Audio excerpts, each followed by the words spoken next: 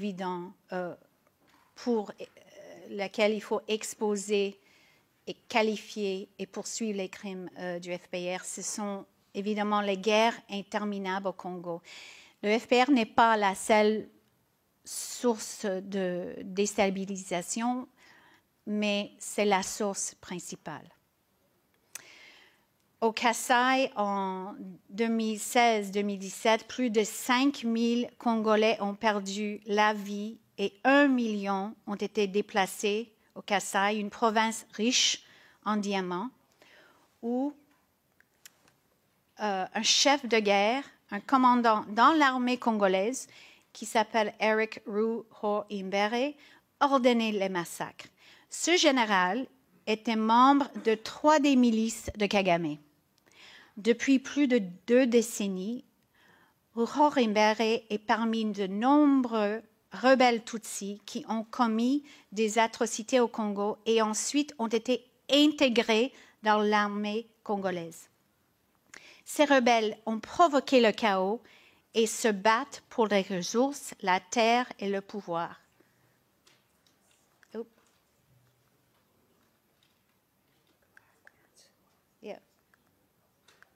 Pardon.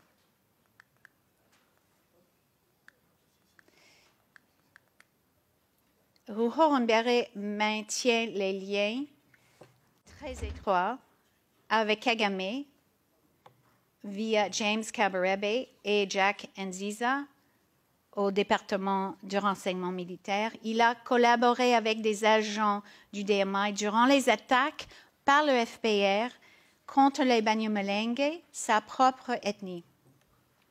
En 2017, 2 experts qui travaillaient pour l'ONU, l'Américain Michael Sharp et la Suédoise Zaida Catalan, ont été sauvagement massacrés pour avoir mené une enquête sur la violence au Kasaï.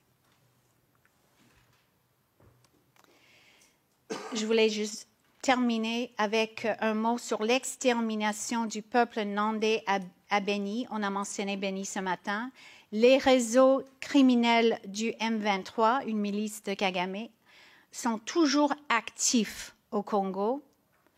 L'ancien directeur du renseignement général Delphin Kayimbi, récemment mort en détention, a été un membre de l'AFDL, les rebelles de Kagame, en 1996, et a fait du recrutement en 2017 pour le M23.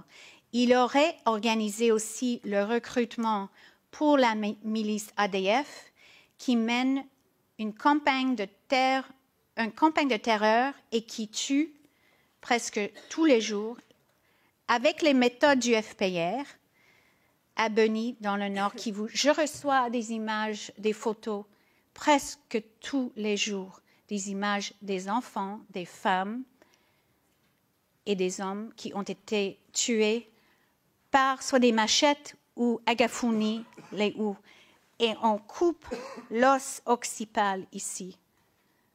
Ce que le FPR avait fait durant le génocide et après, ce sont des tactiques du FPR. L'objectif de cette campagne, c'est de s'emparer de la terre et de l'exploiter. Je termine avec une citation de Jean Jaurès,